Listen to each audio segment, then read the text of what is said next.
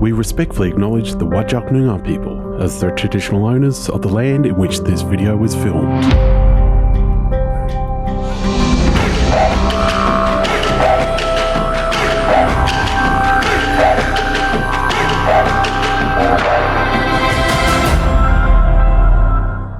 Hi, I'm Crystal Kinsella.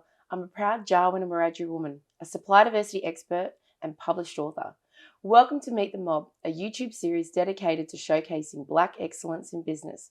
Here I get to interview deadly First Nation business owners from around the country and learn about their why. Today I'm joined by Raquel Todd from Blak Line, who will share with us her why she got into business and why she does what she does. So let's kick it off. Hey Raquel. Hi, how are you? Yeah, I'm really good. I'm really good. So tell me all about you. Who's your mob? Where you come from? Yeah, so I'm a Banjima Kariyarra woman from the Pilbara region of Western Australia, born and raised on Kariyarra country, also known as Port Hedland, and have been living on Whadjuk country for the better part of my life now. Yeah. And we have an office actually just across the Derbil Yerrigan there in South Perth. Oh, nice. So very exciting to be Very here. good, very good. I haven't been to Port Hedland, so how far away is that? 1,800 kilometres. Oh my gosh. Yeah, it's about an hour 55 flight Yeah. or 2 days drive. A lot of people can probably do it in one now, but, you know, it's pushing it. Oh, definitely. So look, tell me about your why. Like what's driving you to be in business and do the things you do? Yeah, I wasn't too sure what my why was. In particular, the last 12 months have really been a little bit up in the air. I exited a business that I really thought was going to be where I was going to be for a little while. So my why's changed, but it is to empower Aboriginal women, in particular in male-dominated industries. Yeah. And I think from my experience that I've been through, I want to motivate the women to continue to break down those barriers, in particular in those industries, and make sure that they continue to do what I've been doing, and taking the industry by storm. Definitely. So talk us through that. So what are some of the things that you do to kind of help you realise that why? I think you've got to surround yourself with really good people. I've got really good mentors around me. I have great friends, and most importantly, I have family. And you can never do what you do without your family. And heading back home and putting your feet into the red dirt is always a good sign to keep you grounded and keep you going. But yeah, just wouldn't be there without a really good support system. Most definitely, yeah. Look, country's really important and going home, but family's just, it's so critical to everything, right? Absolutely. Even when they annoy you, right? I know what that's like. I've got a 4-year-old that drives me crazy, but yeah. Yeah, so tell me about Blak Line. What's Blak Line doing? Blak Line Industries is a majority-owned Aboriginal business made up of 6 different traditional owner groups.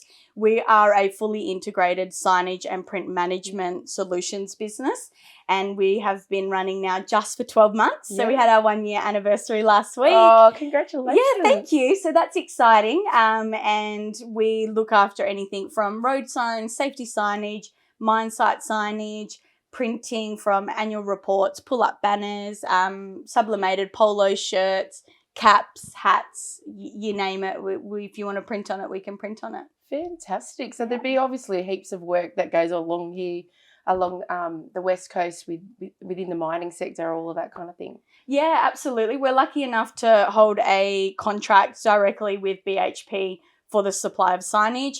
We also have a replenishment agreement with ISS, and then all of St. George's Terrace, which is full of mining and oil and gas clients. We're luckily enough to be able to provide to them, and some local governments with sublimated polo shirts, water bottles, hats, scarves, you name it. If someone wants something on there to represent their branding or our culture, then we're the ones to provide that solution for them. Do you have a graphic design background? Are you an artist at all, or no? I was very green. No, I was very green to the industry.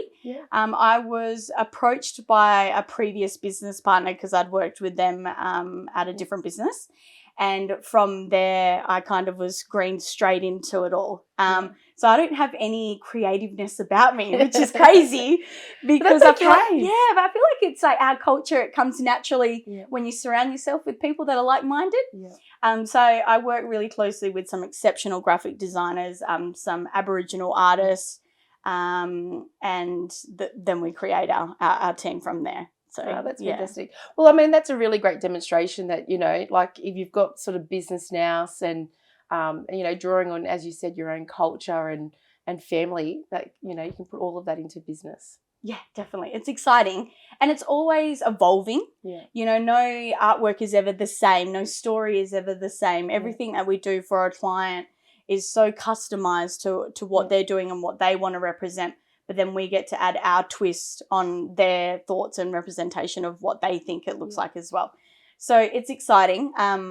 I love it. And had you asked me, you know, 5 years ago, would I have a signage and print business? Absolutely not. But, you know, here we are. Oh, look, anything's possible, I think, these days. But it's, look, I mean, I've done a bit of work with David Williams, who runs Galimba. And so it's been really interesting to understand the creative process that goes into the storytelling component when, you know, developing artworks for clients. So I can imagine that's something that's quite a journey with all the clients you get to work with. Yeah, and I think you get to really start from the beginning, like the process of just sitting down, having a yarn, and then going all the way through to whether they're putting that on a polo shirt or hanging that artwork in one of their display offices or, you know, down at BHP in the level 1 reception. So when you see that, you're kind of like, wow, we did that. And that's incredible. And also just to pay knowledge to that artist and what they're able to do and their creativity is exceptional. I mean, I couldn't sit there and do what they do, and I think it's amazing. I couldn't mix colours together to save my life. But there are so many talented artists out there. Yeah. Well, it's good that you're giving them a platform and opening up the doors through, you know, your business and through your networks. Yeah, absolutely. And also making sure that they know their worth and their value and not to be taken advantage of. You know, a lot of them want some of that work but not sure how to price that. And it's making sure that they're fairly paid well for what they're doing. Yeah. Yeah, most definitely. Yeah, that's a common thread that I hear quite often in this space is really protecting artists' rights and royalties and making sure that they are taken care of, looked after. Yeah, absolutely. And I'm all for looking after them and making sure that they want to continue to work with me as well, because, you know, it works both ways. But I love it. It keeps me busy. But I wouldn't have it any other way. Yeah, definitely. So 1 year in business in this new venture. So what does the future hold? Like what's the legacy piece for you? Yeah, I think I just want to be remembered for my resilience and my strength, that when you are in male-dominated industries, you're not having to just worry about necessarily women dragging you down, but the men as well.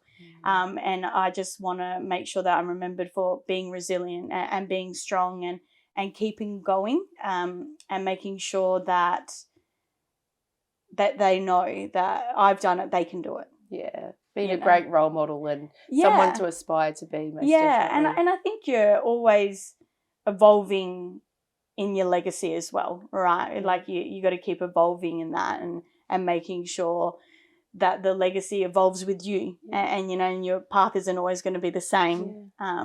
So we'll see where it goes, and it's exciting. So where do we see Blak Line Industries in, say, 5 years from now?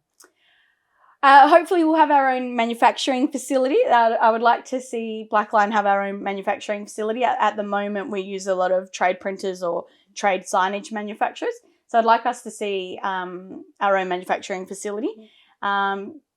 From there, who knows then? At the moment, we also work underneath a shared services group. So the Indigenous Shared Services Group actually looks after all our back end. So our HR, our admin, our operations, anything legal, and finance. So I guess we would aim to also have our own employment directly with Blak Line as we continue to grow. At the moment, we've got a business development manager. So hopefully we just grow the team and see where we go from there. More opportunities, most definitely. So if you had a key message for my audience, what would you like to say? Keep going. Don't give up. Stay resilient. Be strong. Don't let anyone tell you that you can't do it, because you definitely can do it. Most definitely. You definitely can do it, as Raquel has just said. So thanks so much. And thanks so much for being here and coming to see me today. I really appreciate it. Thank you, and look forward to meeting the rest of the mob. Yeah, definitely. So there you have it. I hope you've enjoyed the latest episode of Meet the Mob, and make sure you connect with Raquel and share her story with your networks. Until next time.